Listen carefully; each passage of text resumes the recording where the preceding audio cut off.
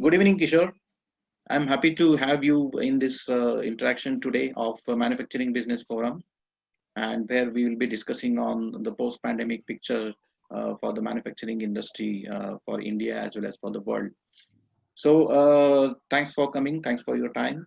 And then I will start with the first question. So, after experiencing a huge crisis time in the year 2020, going forward, 2021 looks like the year of transition. So the next normal is going to be different. There will be sweeping change in the industry dynamics, the business operations, strategies, and most importantly, the technology adoption approach in the coming years. So how do you look at the big picture in this post-pandemic industrial scenario? Time last year. So it's the right time for us, for all of us to just look at how the picture would be going forward and what kind of action plan we would need to bounce back and catch up the growth momentum. So to start with, I would like to ask, so after experiencing this huge crisis time in the year 2020, so going forward, 2021 looks like this is the year of transition. So the next normal is going to be different. There will be a sweeping change in the industry dynamics, the business operations and strategies, and of course the technology adoption approach in the coming years. So how do you look at the big picture in the post-pandemic industrial scenario? Well, firstly, thank you very much for having me here, Shekhar. It's a pleasure to be My here. pleasure.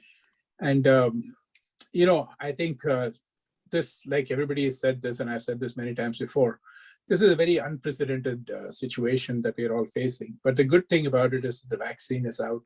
So I think the confidence in people to sort of trust in the scientific community and trust in the governments around the world has increased multiple fold.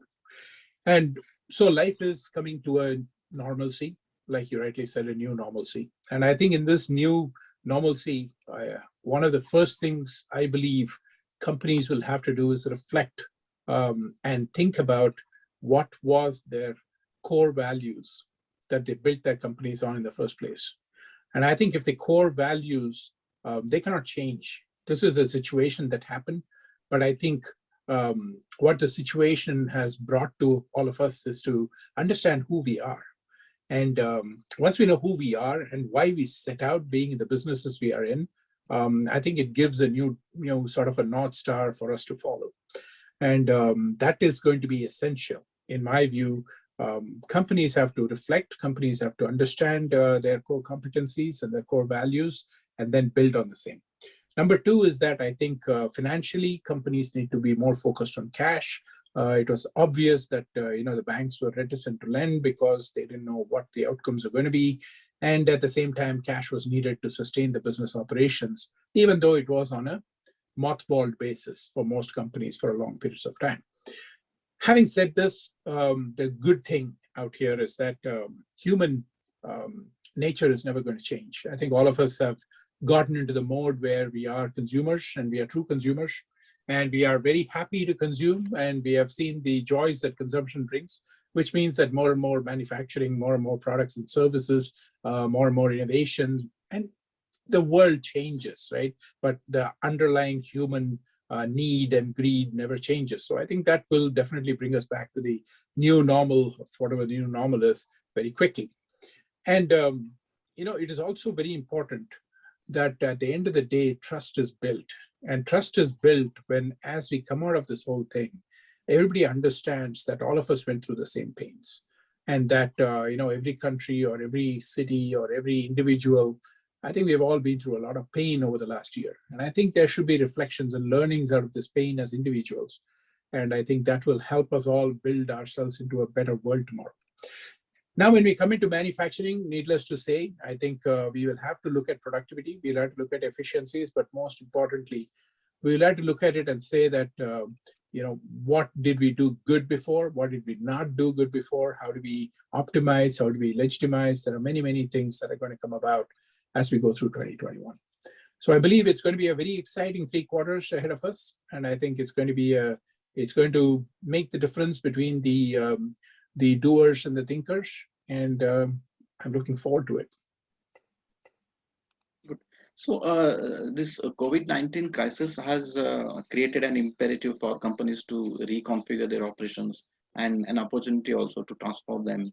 So, the near-term challenge then is to move from reacting to the crisis to building and institutionalizing what has been done well so far to come Yes, through stronger with a more balanced outlook for the future. That's what you mean.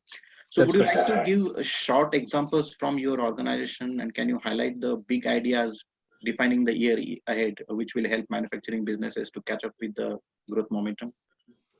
Well, look, at the end of the day, when it comes to services and serving our customers, I think it has been our priority, and we will make sure that we service every customer any part of the world, any time of the year. And so that part of it, there are no compromises. When it comes to technology, I think we have adapted ourselves. We've been able to look at digital technologies. We've been able to look at more and more digital mechanisms coming into play. And as we build on this, we also looked at digital as the future. And if digital is going to be the future, what does it mean? So we kind of instituted artificial intelligence ethics, kind of a framework, which will enable people who are building AI for the future to look and say that, is it going to be good for all stakeholders at all times into the future? So thinking about these things also, but when you move this into the manufacturing area, we have to look at the supply chains, and we have to say that, can we do this in a better fashion with the same supplier, different supplier?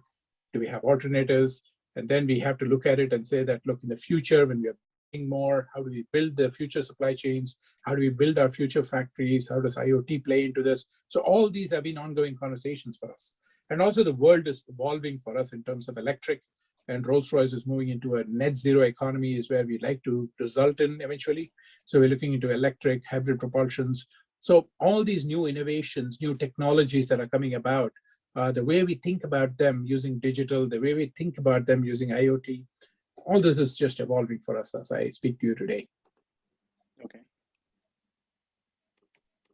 But do you think people are like talking about this?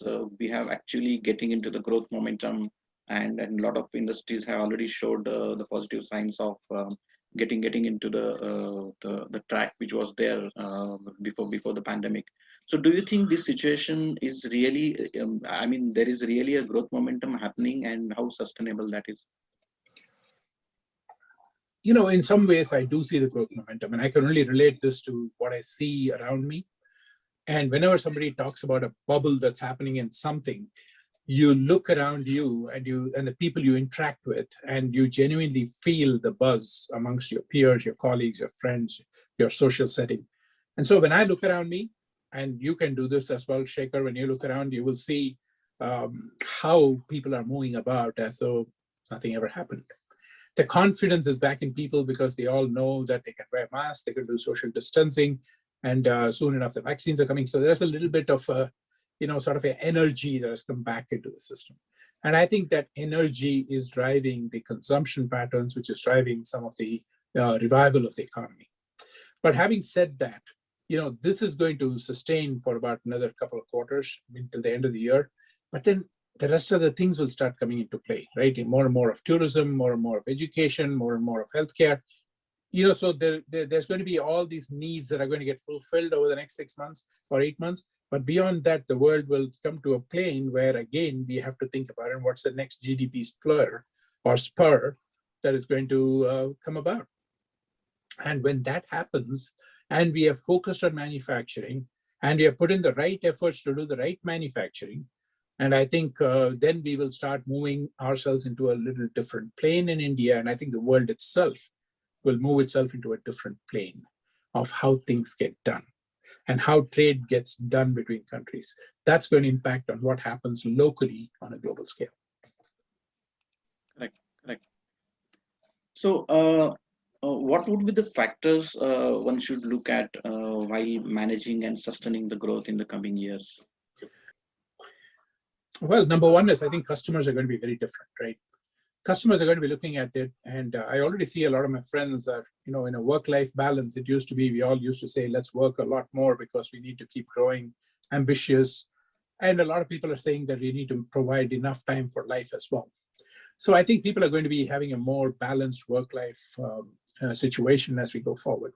And it is seen by the work from home concept that's kind of building out around the world, which means that the offices are going to be just places people come in for three days, maybe 4 days a week, but definitely not a full week. And factories are looking at how do we, if people are going to be working from home, digital technologies, technology like what we're doing right now, talking to each other or video conferencing is all going to just scale up. And I think this means 5G is going to continue to grow. We're going to see, all these things evolve into a different world, which means manufacturing, as is required for this new world, is going to continuously keep changing. Raw materials requirements are going to keep changing, and people's skills are going to keep changing. So I think from 2022 onwards, we're going to see another sort of a plane at which the growth is going to take place. But all this, the fundamentals never change. I think for companies, cash is king. So I think when companies have cash, then they're able to do a lot of things. And countries, when they have cash, can do a lot of things. But along with cash also comes the innovativeness in companies. And I think we are all going to be looking at incremental innovation or incremental changes that bring about innovative ideas that brings the new consumer to your doorstep. And understanding consumer patterns, understanding consumers, customers is going to become the key as we move forward. Those patterns are changing. Well said. Very valid observations. Can you throw light on the changing role of the manufacturing business leadership, right from how it has evolved before crisis times, during the crisis times, and post-crisis period? I think in general, whether it be manufacturing or any sector, the first thing you will notice is that, leaders definitely have to have a lot more empathy than ever before. Because the leaders themselves are subject to it. And I think more than the physical pain that a lot of people would suffer as a result of the pandemic, there's been a lot of mental health issues that have started to creep and has crept in. And so, managing people is going to have a little bit more effect from a more empathetic front than from just directly focused on outcomes desired for the businesses. So there's going to be a little bit of the emotional quotient that's going to start playing a lot more into the workplace environment. And number two is, I think with technology changing and improving, I think leaders have to be constantly at the front and looking around the corners to see what is the next big thing that's going to come around that's going to disrupt. And with such disruptions, what is it going to mean for their businesses? And in manufacturing, how is IoT going to play itself out? In a country like India, you need to provide a lot of jobs, but it's completely opposite of what automation does. Because in automation, there'll be a reduction of jobs, but it'll be reskilling and repositioning of jobs in a very different way. So training of employees very frequently, making sure they are always ahead of the technologies that's evolving is going to be the key. And that training is going to provide the motivation, and that motivation is going to provide the mental health for the employees, which in turn is going to translate into a more productive workforce and a more productive manufacturing environment. Right. So moving on to the last question, how can the industry and the government play a better role in accelerating the growth of the technology-driven Atmanirbhar Bharat? So at the end of the day, when we look at Atmanirbhar Bharat, it's about self-reliance. And I think COVID has been really bringing it to the forefront about how much countries have to think about, how to survive by themselves to a limited degree, if not to a large degree. And a country like India, which is really up there in terms of the contribution to the globe and the number of people that are dependent on the government initiatives and the government insights that are going to drive the future of the country. So I think it's going to be very important that the government, is well tuned into not only the needs of the local people, but to the needs of the global community. And I think industry plays a very big role because industry has to work very closely with the government. And while the government has tried to figure out what's the thing that we need for our people, and the industry has to step up and deliver on those. And then academia, let's not forget academia, because without the proper education, proper skilling, so industry, academia, and the government have to hold hands and take the nation forward. And I think there's a great opportunity for us all to do that. Okay. And just connecting with that question, what kind of localization plans your organization has going forward? So look, I'll have to look at the past to see what the future presents itself to us. I mean, when I look at the past, we have two joint ventures now. We had the first joint venture with HAL in Bangalore for civil aerospace components. And we have built our second joint venture with Force Motors in Pune, and it is for the S1600 products with our Rolls-Royce Power Systems business. And it is located in Pune. It manufactures this engine in India for the globe. And so it is a new joint venture, and we'll get into production very soon. And we will be serving the globe from Pune. And so for us, these two have been great achievements in the way we have looked at how to grow more and make in India more. And as I look at the future, it's going to have a blend of make in India, but it's also going to have a create in India concept. And I think more and more Atmanirbhar means we want to make in India more, but I think it also means we want to create more in India. And so the create in India concept will go further for us as we move forward. And we are looking forward to it. We're looking for the collaboration between Britain and India, between collaboration between Rolls-Royce and Indian companies. And we're looking forward to building that bridge even stronger. Great, that's the good news. Yes. So thanks, Kishore. It was always pleasure interacting with you. And the best point which I like during our conversation always is your optimism. That makes everyone happy. Well, glad to contribute. Thank you. Yes, it's a pleasure is ours. Yeah. So look forward to talking to you again, Same. and wish you all the best, and stay safe and stay healthy. Thank you very much, Thanks. Shekhar. All the best to you too. Thanks a lot.